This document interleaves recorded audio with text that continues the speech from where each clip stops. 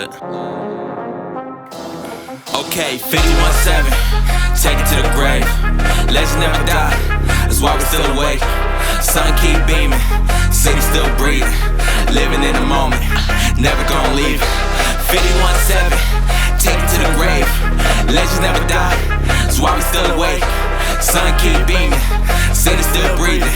Living in the moment, never gonna leave it. I ain't never seen a city sleep. You can really hit a city breathe. They be saying we ain't got culture, they just don't know what it really means. No, we gotta represent, heavy underrated, yeah, we gotta make a scene. No shade to the other guys, but you can't deny we the one to be.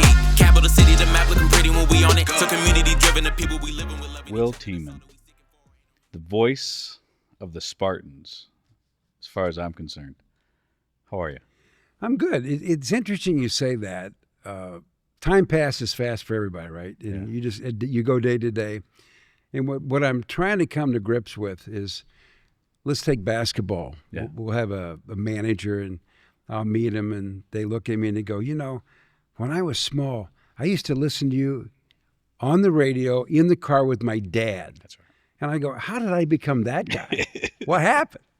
But it does, and it's we just landed in a good spot. And you never know where the good spot is until you're there. And here we are. And here we are.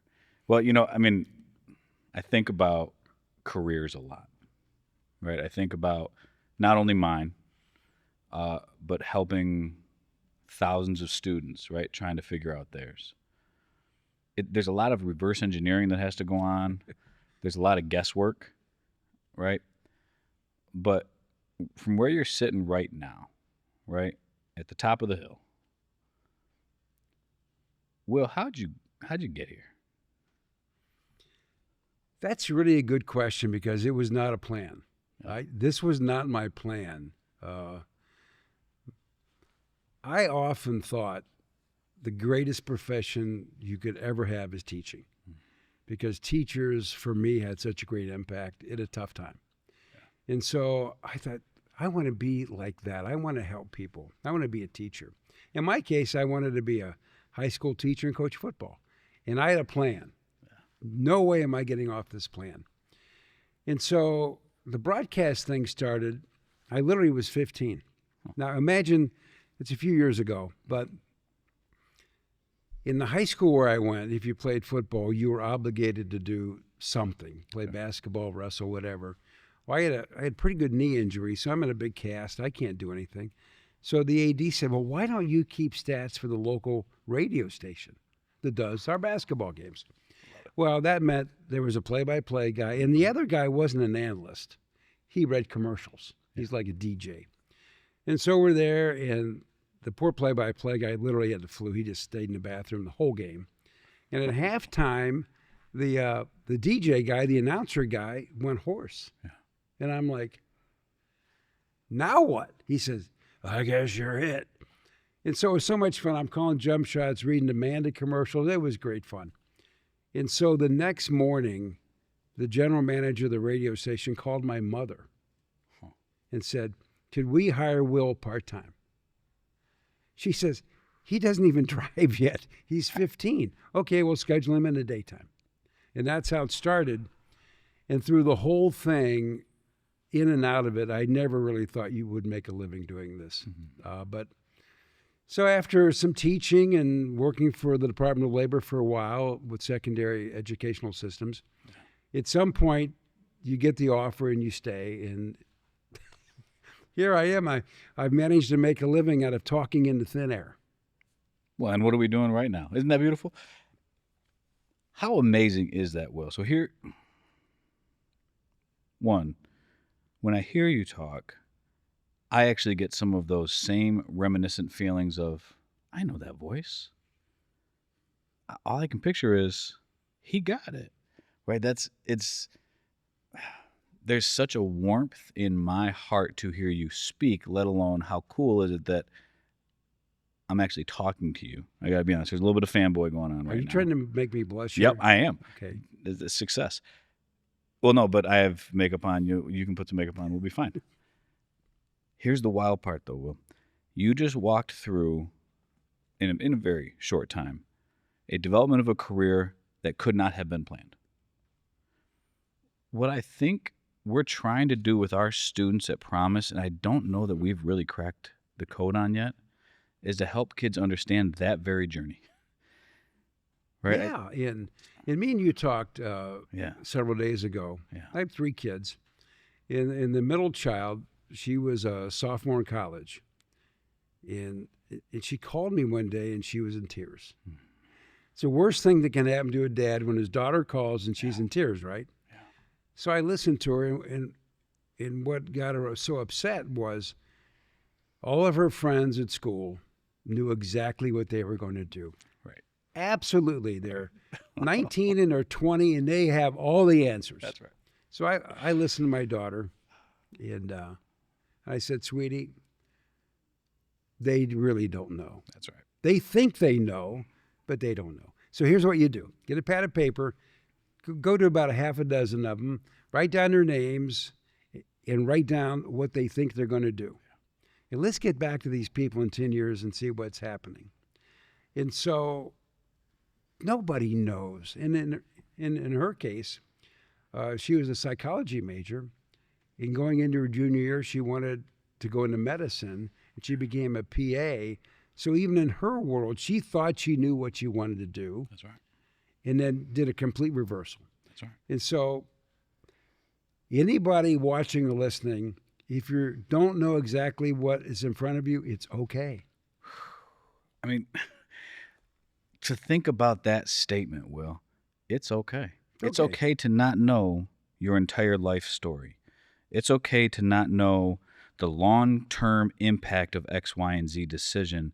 And it's okay at 18 or 19 or 22 or 42 to not know exactly what we're going to do when we grow up. I think what I'm finding, and tell me your thoughts on this, sometimes you just got to figure out the next step.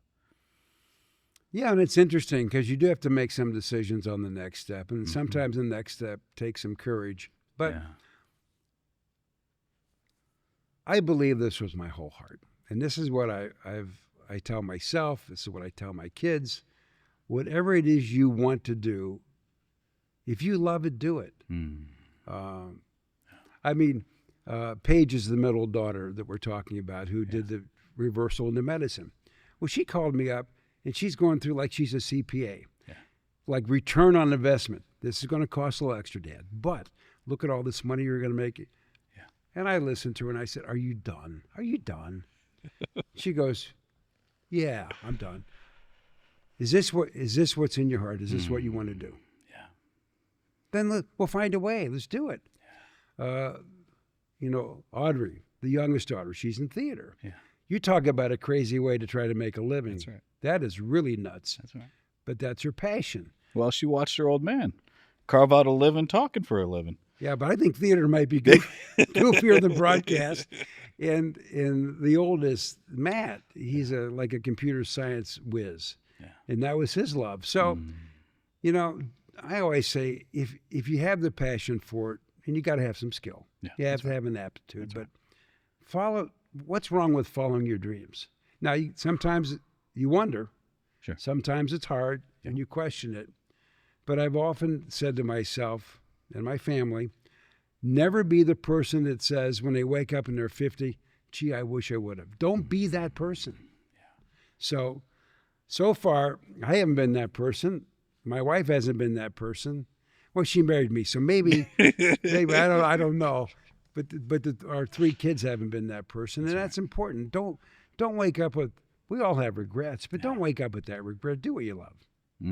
Do what you love. Imagine, Will, an entire city, an entire community, an entire state waking up and doing what they love. And see, I've been so lucky, I can't imagine not doing that. Yeah. Because when I taught at Columbia College, I loved every day. I didn't love the fact that students sometimes checked out on me because maybe something was more important than our class. Sure. My work with the Department of Labor and those young people, every day I loved it. Yeah. And every day I get up to get to do what I do now. Yeah. What's my biggest complaint? Oh, I'm a little tired. But see, the good news is I'm on radio. I can have bags under my eyes. It's okay. Well, you and I were getting dialed up before this. I know, right? the makeup and everything. By the McGraw Multimedia team, who do a phenomenal job with this work. That sadly they will not be able to fix the content that we're creating. That's on us. You can only do so much. You can only do so much. Listen, I wonder, Will, if there was a way for us to multiply this conversation into the lives of not only our students, but their parents and families. And here's why I say that. I've been working at the Promise for 9 years. You have been supporting this Promise from day one because you knew a guy by the name of Kelly P. Dean. Kelly Dean has been the chairman of the Lansing Promise for many years. I'll walk through a little of the cool next steps that he's taken with the Promise shortly. But when I think about this, Will, this is almost always about family, right? It's about building a Promise family. It's about valuing the families in the community. It's about having a Spartan family, right? And it's about treating others and treating others' children as our own, right? From your vantage point, and we can go down a lot of different paths there, but you've known Kelly a while. What drew you to Kelly and the Promise? That's a pretty easy one because obviously I knew Kelly before there was a Promise. Yeah. And my running joke about Kelly, and I'll answer your question, is he's the only person, and I'm not kidding, he's the only person that I've ever said, hey, can I help you with something with no strings? Like, no, I'm not asking you to contribute. Is there anything I can do to help? Just call me. And he always says, I will. Well, I got a cell phone somewhere around here. He hasn't rung yet. But what drew me to what he was doing was I knew his background, and I had met him before. And the other thing is, when we were starting our work with Michigan State, we had a vision, and we shared it with him, and he saw it, and he supported it because he's community, he's family. Yep. And from a business standpoint, I don't know if that was his best move because we had a lot of pie in the sky going on at that time, just selling a dream. And so when the Promise started, and I'm an education guy, I went, whoa, could that really happen? And of course, Kelly's told his own story about everybody told him it won't, it can't, what are you doing? That's right. And in his own little way, he did it, and it's going. And when you had your golf fundraiser this past summer, and you talked about the number of scholarships given out. I mean, think about that. Yeah. What I learned as youth corps director of Butler County in Ohio with the Department of Labor, we had gifted students, but they didn't have all the resources. And many of these wonderful people just need some resources to get going. That's right. Well, here's a guy, he's given resources to people, he didn't know all those people. But think about this, to live in a community where if you just do this one thing, you can have resources that aren't obtainable to you somewhere else. Yeah. And who does that? We're so busy, we got our own families, we got our own work. Who's got time to do something like this and worry about, can we help high school kids get into college? Can we help them find their way? Can we help them have the resources they need to get there? That's right.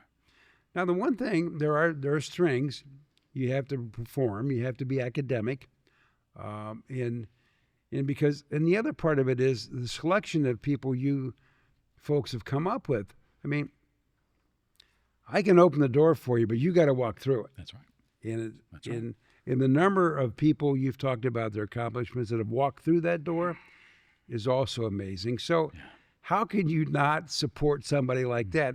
And there are a lot of people in communities all across the globe that do good things. But in our area, I haven't seen anybody quite like Kelly Dean. Amen. And the other thing is, he's hard to compliment.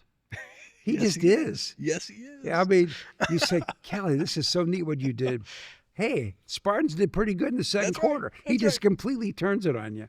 And so He is a samurai in that compliment world. It's amazing. you know, I always tell people, when somebody does something nice to you, say thank you. It's free. Right. Saying thank you doesn't cost you a dime. That's right. Well, Kelly always says, thanks, Will. That's right. Thanks, Justin. Thanks, whatever. And the funny thing about it with him, I think he really means it. You took the words out of my mouth. I don't know that there's a more genuine human being that I've had the privilege of working with who has remained genuine. Sometimes at the cost of his own convenience, to say the least, comfort. I would think that, yeah. The amount that he's poured out unto this city and this community. And he's done it apparently across the state too. But I've certainly seen it here, both at MSU and for our students and for nonprofits across the city. And to your point, and it is never for a thank you. I think about the office that I walk into sometimes, and there's not even shelves to hold the awards and thank yous that he's received. Yeah. And every single one means something to him, and he doesn't do it for those things. Nope. You know, I applied for a bus driving job with him. True story. That's great. Our little piece of paradise is in Colon, Michigan. Yeah. We have a place down there, and so I walk in the door and I just feel good, and I look at the water, and I do a lot of time walking around the Colon High School track. Sure. Well, I discovered that there are Kelly Dean buses in the Colon school system. Yeah. So one day we're there and we're going to take a little walk around the track, and there's like a little fair going on. And there's the Kelly Dean people that are taking applications. Yeah. So I walk up and I say, hey, can I take a picture with you? And they're going, who are you? And I said, I want a picture of me signing up to be working for Kelly Dean. And then, of course, we sent it to Kelly. I love it. It was fun.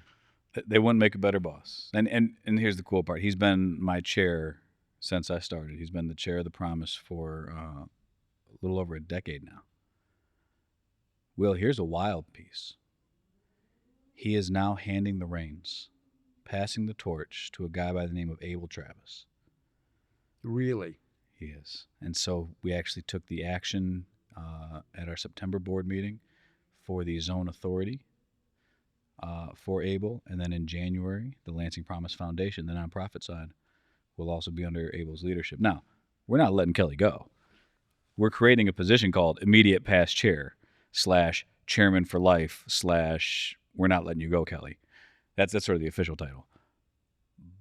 But what a testament to not only his ability to both lead with vision and also sometimes drag us along in the right direction, but to see that the next generation of leadership was also a priority to him. Well, it has to be if you're a visionary, you're always thinking ahead. Yeah. I think you look back a little bit just to see where you can get better. Yeah. But visionaries have to look ahead. And there was no doubt in my mind that when Kelly started this thing in his mind and made it a reality, he knew from the beginning there had to be a successor. Yeah. And who knows what day that began or what year that began. But the fact that somebody be picked, I mean, it just fits what he does. But that's also called being smart and successful. That's right. I mean, it is this concept of succession, that succession is really about this long-term impact. And why would you stop now? That's right. The hardest part's getting it going. Now, some will argue keeping it going is a little harder. I would argue getting it going is the hardest thing. I would agree. I think you are right on. You're right on. You walk around and say, guys, I got this idea. You got a checkbook? And I love you. Keep right. That's right. So it's not proven yet, but we believe it can happen. You know, it's interesting. Dr. Cornel West, and I'm going to butcher the quote, but I'm going to try it anyways. He says, I do that every day. Listen, that's all we do, right? Yep. We do it with confidence. And so we can just... We sell it. We sell it. Got to sell it. And here's what he sold. He said, it's the difference between optimism and hope. That optimism is looking down from on high and saying, hey, how are we doing down there? Is there evidence to let us know or to let us understand that in fact we should maybe put some money in there so we can be hopeful? Is there evidence down there to help us? And hope is rolling up your sleeves and getting in the muck and getting in the mire, and as he says, getting in the funk and creating the evidence. And I'll tell you, Will, I do believe that is what we've been able to do with the Promise, is create the evidence. I mean, look at the results. Yeah. Yeah, and I travel around a little bit, and I tell people about the Promise, and they look at me in disbelief.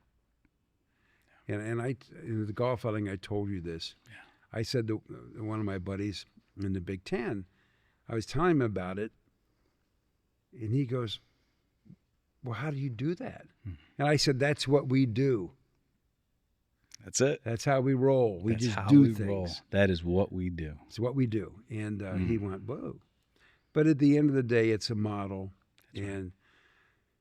And there are other Kelly Deans out there in other communities. Yeah. And you would hope that those kind of people would say, reach out to Kelly or to you and say, how'd you guys do this? This would be great for our community. Yeah. And I don't know if that's happening, but it needs to happen. Yeah. And I got to tell you, and I don't want to get political, I'm not a handout guy. Yeah. But I'm all about giving opportunities for people who've earned it. Amen. And things like the Promise does that. And I'm hard pressed to find out why that's a bad thing. I think it's a good thing. I fully agree. What's wild, Will, in this, what we'll call somewhat divisive political season, over the last 15 years, the Promise Zone work at the state of Michigan in the House and Senate has been one of the very few legislative acts, laws, movements that remains bipartisan to this day. Which is awesome. It's awesome.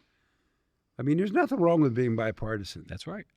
I certainly don't think so, because it turns out when we get too partisan one way or the other, one, we're not hearing all sides, which means we can't make the best decision. And two, even if a good decision is made, it can be undone by another. But when we've made the decision together, our fingerprints are on it.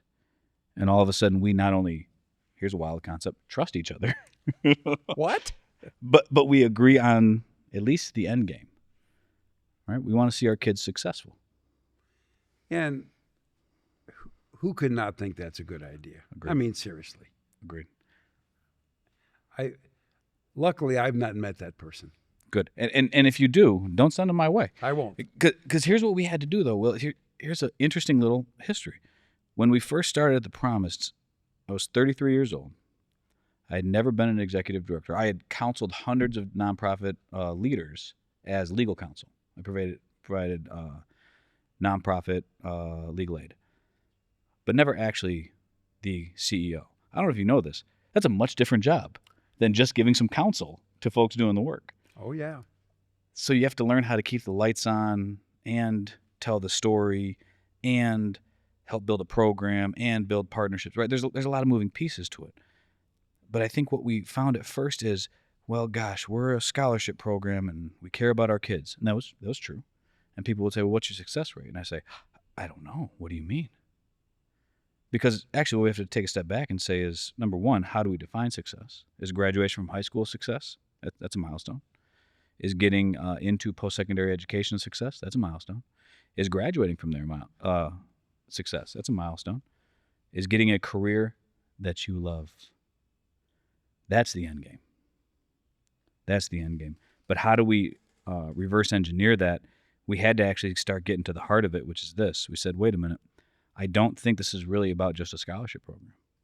I think this is about a way of life, a way of belief, and changing the entire narrative. We started to say at the Promise, we believe in the inherent worth of every young person in this city, and we invest accordingly. And it's all true. It is the end game. Yeah. But you need those other steps to get to the end game. That's right. That's right. And I don't know if you ever tell stories about some of the people that Kelly invites to help out. And in this, when did Magic Johnson come down and talk to the business group? So he just did it this year, Yep. actually earlier this year, but back in his very first time, that $1 million night was 2015. Wow. It's funny, the $1 million night. Yeah. So, he's kind of a big deal, Magic Johnson. Absolutely. And so the whole thing was to talk about the promise. You were there, Kelly was there, Magic talked. And so it was so funny. He's got such a personality. He's just bigger than life. That's right. So he goes to some of your students that were successful with the promise, and he asked them if they had any questions of him. So some of them had these questions. They were ready. They were sort of serious, whatever. Yeah. Then he came up to the one youngster, and he said, "Can I have your autograph?" Brought the entire house down. I love it. So within all the serious things that we've talked about, there was some fun to it too. That's right. And it's got to be a little bit fun. It's got to have some fun. It's really a good word, Will. If we do not have fun and remind ourselves that, man, we're just human trying to figure this thing out, right? I think we lose track. Let me give a credit to the Pentecost Foundation. So Joe D. Pentecost and the Pentecost Foundation has been sending Lansing students to MSU football games for years. And so this 2 weeks ago, actually, brought 5 different schools, 7th and 8th graders from Lansing, to Brody to get a beautiful lunch. Because I'll tell you, when I was going here, Brody, their claim to fame was the largest non-military cafeteria in the world. Now you eat there, it's unbelievable. There's like 8 different food stations, right? These kids are in a whole new world. Look at all this food I can eat. So now they've eaten on campus. They've had a college meal. And then they make it to the Clarabelle Smith Center, and we talk to a panel of student athletes and Promise Scholars. And then we talk to them about their futures. And we're talking 150, 200 kids, and they're getting these exposures, these opportunities, these conversations around, right, that what they do matters, and who they are matters, and who they become matters. We want to help them. And then they get to go celebrate at a football game. And it happened to be our second win, so that worked out really well. Yeah, but think about the whole concept. You talked about that foundation, giving and helping. Yeah. You talked about the Clarabelle Center. Yeah. Steve Smith, basketball player. At that moment in time, the biggest contribution of any former student athlete That's right. ever. And so there's a little thread here. Yeah. Steve becomes entrenched in the MSU community at Lansing/East Lansing. Yeah. Talk about the Pentecost Foundation, same thing. Talk about Kelly Dean, same thing. Yeah. And so within our community, you're seeing a lot of this. And I don't know if that's common everywhere, but it's common here. And that's why, for me, what a great place to land and set up shop, have a house, have some kids, get to go to work. And I don't know.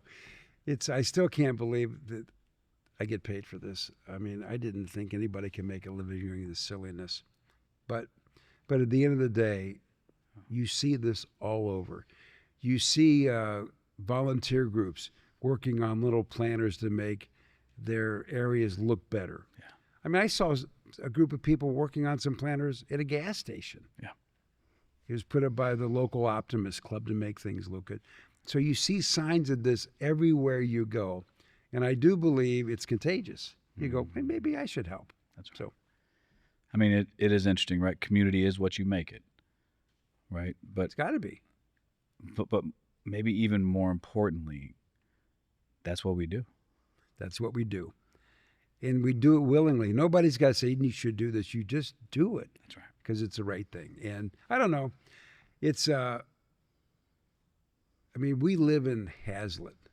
And it's pretty interesting to watch the dynamic educators we've come across in that community. Yeah. And how especially they helped our youngest, advance and be in a position to do well at the next level.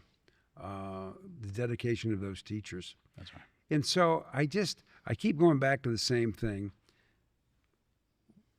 What makes a community? You make it, I make it, everybody in the studio makes it. We all make the community. That's right. So it's what we make of it. A building's a building. But the people in the building, that's the game change, right? So good. So I don't know. And it's fun to be with a group of people, like even in my neighborhood. Yeah. They always talk about, good things. They talk about the school system. Should we get a better library? Yeah. I don't know. That is so contagious when you keep thinking about what could be better. That's right. Not a bad thing. It's not a bad thing. In fact, it might even be a good thing. I'm still waiting for somebody to help me cut the grass for free. I'm still looking. Good luck, Will. Thanks. Will Tieman, this has been a phenomenal conversation. I'm still a combination of starstruck and just inspired. And brother, thank you for supporting this work. You have been a supporter in many different ways, at many different events. But I will say that you're talking about the promise to others. Mm-hmm. It's contagious. Yes. Thank you. Thanks for having me. It's anything I can do to help Kelly Dean, sign me up, because he won't. We got you signed up, Will. Okay. Thanks, sir. Look. Okay, 51-7, take it to the grave. Legends never die, that's why we're still awake. Sun keep beaming, city still breathing. Living in the moment, never gonna leave it. 51-7, take it to the grave. Legends never die, that's why we still awake. Sun keep beaming, city still breathing. Living in the moment, never gonna leave it. Been too many moments of silence, too many lives have been lost to gun violence. My God, we need some guidance.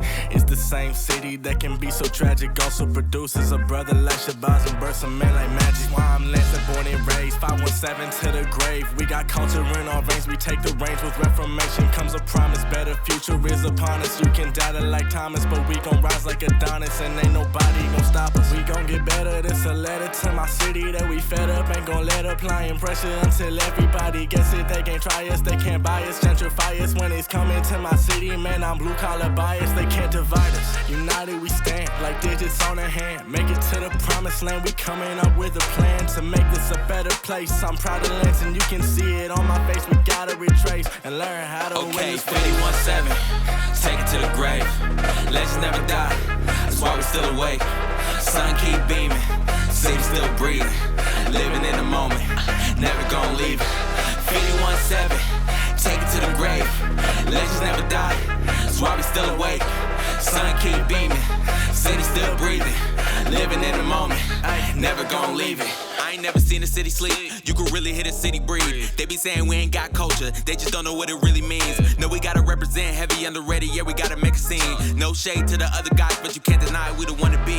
Capital city, the map looking pretty when we on it. So community driven, the people we living with, loving each other. That's all that we seeking for, ain't no reason to need more. A lot of people saying go to the D for it, so we need to be seen more. Dream more, need a reason to be more, we just gotta believe more. I mold my style around the influences that I've witnessed. A new beginning, truer vision, it'll soon be finished. Endless inspiration from the people that I've known. Yes, I've grown to love the city as the city made me grown. Know whatever way you choosing for yourself to be expressed, there's a place that's meant for you so you can grow into your best. I can attest to its greatness with my chest, I'm here to say it. We will soon become the mecca of success. I'm expecting nothing. 51-7, take it to the grave. Legends never die, that's why we still awake. Sun keep beaming, city still breathing. Living in the moment, never gonna leave it. 51-7, take it to the grave. Legends never die, that's why we still awake. Sun keep beaming, city still breathing. Living in the moment, never gonna leave it.